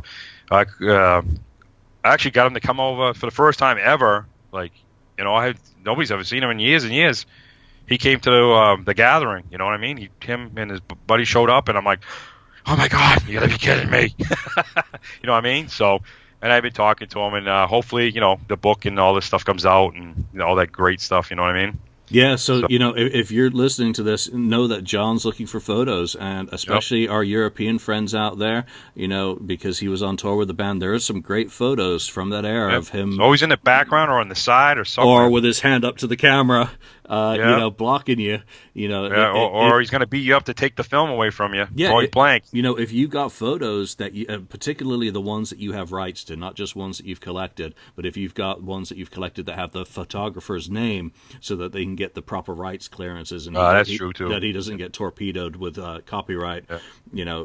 That's serious business now. So, if you've got anything, he's on Facebook as well. So, get in touch. That's the word. So let's bring this up to a close. Hold on, though. Yeah, and when he came last year, I told him, I'm like, do you have anything you can sell? He's like, no, I just want to come say hi to me. I'm like, well, you can do, you should get one of those photos with the hand, and the faces of whatever, right? So the other day when I went, he has this photo. He's got the one who's got his hand in front of Paul. Right, yeah, that's the classic. One of the famous ones that he gets all goo gaga about. Yep. From that. It's staged. He said it's staged. It's not like a huge crowd came out. It's a stage shot. He came out and said it. It's a stage shot. They actually set it up. Well, I just learned something new again. So that's what I did. So I think he came out and said it in the Q&A when he was up the Q&A, or he was talking to people. They said, if I'm wrong, go ahead, shoot me. That's fine. I'm all good with it. And but supposedly that's what he said. It was staged. So that's pretty funny. Yeah. And cool at the same time, because it's still got that mystique thing about it. Minutia. We love it. And I'm hoping I'm not forgetting anything else. But I'll tell you, man, I know some people are bitching, and some people, I understand some things, and we did pay a lot of money. It's not like I didn't go. So we did pay a lot of money. I am bummed about, I would have liked to see a Peter question kind of thing. He might get the same answers over sometimes, like you see stuff like other things. But I would like to have seen the Q&A, and like I said, I hope this doesn't defer any other guests at some point when they ever do another one. Now, the other thing, just fast, is that, when they said, this New York convention was going to happen, some people online, well, I'm not going to that one because it's not this one or it's not that one. It's like, really? Seriously? I thought you were a fan. Then why wouldn't you want to go to see your friends and thing? And if you wanted to buy something, you know what I mean? Yeah. It doesn't really make any sense to me. So I don't really get it. There were people there that I thought would be there, and they weren't there. And they live, New York, New Jersey, in the Connecticut. You know what I mean? All bunch of places. I understand people, don't want to spend money and stuff like that. Yeah, I get it. We're all got bills to pay. Everybody's got bills to pay. What you do, pay bills first, play later. You know what I mean? Or like me, I had to make a choice. Which one could I do if I could? I've had to sell a lot of stuff on eBay to finance my trip out there, and it had to be for the final show for me. Because obviously, having done the LA Expo, I don't need to do that again. I didn't want to get a ticket, take up time where other fans could be doing it, and I didn't want to deal with the logistics of trying to bring stuff out and do a dealer table in New York in a place I'm not, obviously I grew up in upstate New York, but not in the city, and, it was just one of those things. So I had to choose my poison. I wish I could have been there. There are people who I know were out there from Europe who I would really like to meet in person, and American people from the area who I'd love to meet in person, because that for me has become far more important as a fan. It's getting together with other like-minded people who we've interacted with online for years and shaking a hand, breaking bread together, whatever, having a drink for those who do. Because you see these people on Facebook or whatever, the ones you actually say, everybody says, oh, they're my friend or favorite. They're not really my friend, but, some people you actually, you talk to them every day or you send messages, they're actually, cool about it. And then you actually meet them in face-to-face, and they're actually that same kind of person. They present themselves over on social media. You know what I mean? Yeah, and that's what for me is now all about, and I'm going to try and get to more expos. As we wrap this up, I do want to just raise something. It kills me not going next week, though, but I can't. What can you do? You got to make the choices. And what did you get out of this weekend? You got Kim's reaction. Yeah, no, but it's and another that, thing. and I could do it, but the problem. This is the other thing, and then you can cut me out. This is the problem about next week. Number one, I have to drive down it. It doesn't matter. Like I said, you spread the money for the next 50 years. If this is it for him, you know what I mean? It won't matter. But the thing for me is that if it's really his last show, and I don't believe it, I'm sorry. I don't care, and I don't care what people say. Until one of the original guys passes away, I'm always going to have this feeling in the back of my head, in my mind, and I'm going to put the denial. This is one of those things I put denial on. I want him to end it, and I want to say end it the right way. I'm calling it the right way. You know what I mean? Yeah. They don't have to do a zillion shows. They could do X amount, say 2 here, 2 there, 2 here, and end it in Madison Square. You book a show Thursday. And then you sell it Friday. And if that sells out, you sell another one Saturday. Yeah. And that's it. People can just fly in from all over the world. They ended at Madison Square Garden. Tommy and Eric can show up if that's the way they want to do it. And they all can get together at the end and play rock and roll night and end it. And just, but I'm always going to have that in the back of my mind. The originals need to get together one last time. I know it might not even ever happen. It might not be possible. But until one of them passes away, I'm always going to have it in the back of my mind. Please let this happen. I don't know what it is. I just got to need the please. And the other thing is not going to Peter things next week, which kills me, is that I know they say it's like a 3-course meal and you sit down at the table and watch him. No way. If this is Peter's last show in New York City, man, you know what I mean? How you can just sit there at a table and watch that, we'll do this. And then how are they going to set the tables and who's going to be up front and who's going to be back? What is this? You know what I mean? So, I could not just sit there. When he starts playing the stuff that he sings and wrote and played, I'd be going out of my mind and standing up and, you know what I me? Yeah. From what I've heard from Australia, and I've not had a chance to get an Australian fan on to talk about the Melbourne, last Criss with Peter, the event there. I hope they've learned something from some of the complaints I heard about, how some of the fans were acting at that. But I'm sure, like, going nuts or jumping no, up no, or no. running? Just I don't even know the full details, but there were some things that were said that didn't seem very cool for behavior. Crowding Peter, while he's singing and stuff like that. And I don't know the details, because I never had the chance to have get a someone stage on. where you can't get to him. That's fine, but I think they should do it. Just I don't understand the dinner thing. I don't get it. I don't get it. I don't know. I love the concept because it's exactly different. It's different. It's weird. It's quirky. Yeah. And if that's the way Peter wants to do it, I'm like, hell yeah. If that's his idea, I'm like, I'm down with that.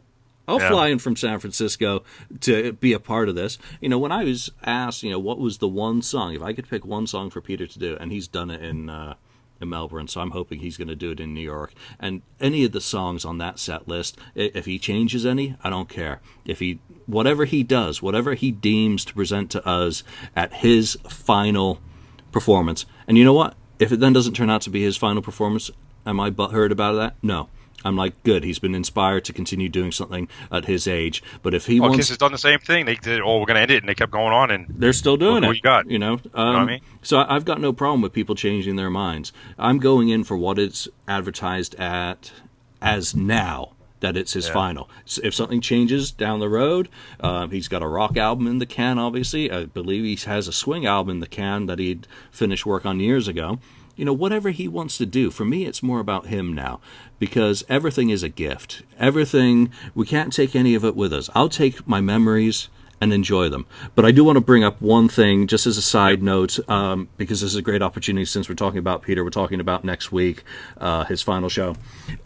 Everyone, we've managed to put together a Let Me Thank You book. A lot of these are handwritten notes by fans. We're going to try and get this to Peter. Whether I get to give it to him in person is irrelevant. Get it to Gigi or to one of Peter's associates.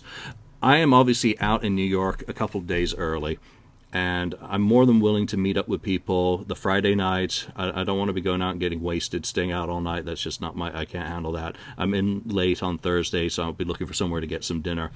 I've left some blank pages at the end of this, that if you did not manage to get me a message, there is and we have an opportunity for you in person to sign a personal message to Peter, you're more than willing to. So simple as that.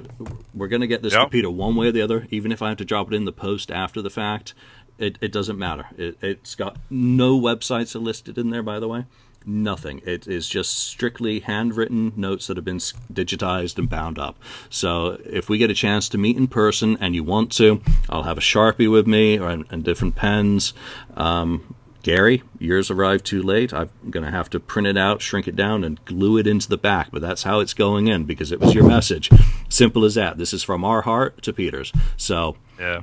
Let's bring this to a close. This is a good hour. Great job, Julian. Though to suck it up and to do that kind of work, to do that just out of your own, kindness and heart, and do that stuff. I think people don't realize that, some things, their work. It's work. It's like doing my maps. People are like, okay, I write down an address. Well, you need a map.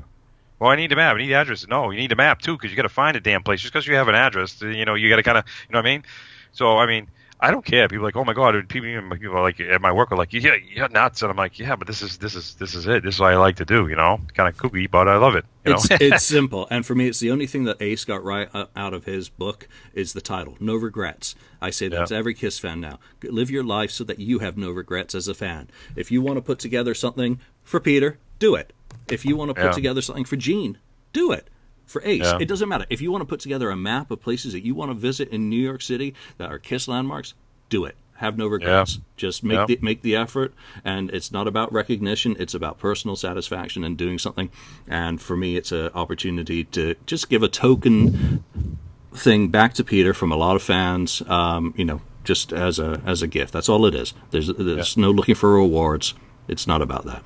Yeah, and I hope they make it some kind of DVD out of this thing next week, or the mix between the Australian one and this one. I'm hoping like a DVD or something comes out of this. Really, they got to. People are going to buy them. It's just, I wish I would be there. I could be there. I could just suck it up and say I'm going. My problem, I wouldn't like trash the stage or anything, but there's no way I could just sit down there. You know what I mean? And the one song I wish you'd play, because it's just not because. I want to say it's not my favorite Peter song, but it's his last song. I think I would love to hear it, because it's "Dirty Living." If that's technically basically his last song he's ever done with Kiss, really could be. I'd love to hear. That'd be kind of cool. You know what I mean? It'd be cool. Any song that he's really. He's done some stuff of Out of Control. He's done. The only thing I really miss that he didn't do, I believe anyway, he didn't do Blue Moon. And maybe, it's got a little bit too much emotional attachment to him. Whatever. I would love for them to tape it properly so that they could release it so that all fans could get to hear it. I don't know whether the logistics are possible. Again, New York, Uniontown, live recording at the cutting room. I don't know the deal. I just don't have the knowledge to say anything intelligently about it. And if not, it'd be great to, do him on a soundstage alone and record him, put out a live album of his songs, maybe interspersed with his stories about each one of those, just a brief thing. We talked about it on a show we did about this beforehand, not to do it off the cuff, because as we all know, doing podcasts, we can ramble. If you're doing that live, especially as a show, do it, just like they did a live, re-record it in the studio, Peter, and tell us some stories about each of the songs. But Andy, I do want to thank you. You spent nearly 2 hours. On stuff, and it got boring for people at some point. But they've already operated their fast forward or rewind buttons. And I'm actually pretty mellow, because I'm actually, we got home. We left last night at, like I said, there in New York at around midnight, and my freaking GPS somehow shit the bed at first. It was like, oh my god, how are we gonna get out of here if I kicked in? So we got in about 3:30 this morning. Crashed. I got up. I had to do some stuff, and I had a hockey playoff game, and got home and pinged you and said, let's do this now before I pass out. That's why I'm pretty mellow right now, because I'm at my almost end. After I get off this, I'm gonna crash, but I can't wait. I hope everybody has fun next week at Peter. Be respectful. But it's be really too hard for me to just sit there and watch like that on a table. I would just at least have to stand up and you know what I mean? I wouldn't run up forward, but I and then you feel bad if you're blocking other people's visions and stuff like that. I would feel bad. And one other real cute is that Live 75 played last night. They ended it, the end of the thing. They had some glitches. Some things weren't like really working. They went right through it. They piled right through it. It was great. And that actually ended on a high note for us and stuff like that. So it was really cool. And a couple of the girls from Six Man showed up, and they wanted to talk about the cruise and just getting what do people feel and stuff. So they were they wanted to meet some people too, because you know how that is. People talk blah blah blah until you meet them in person.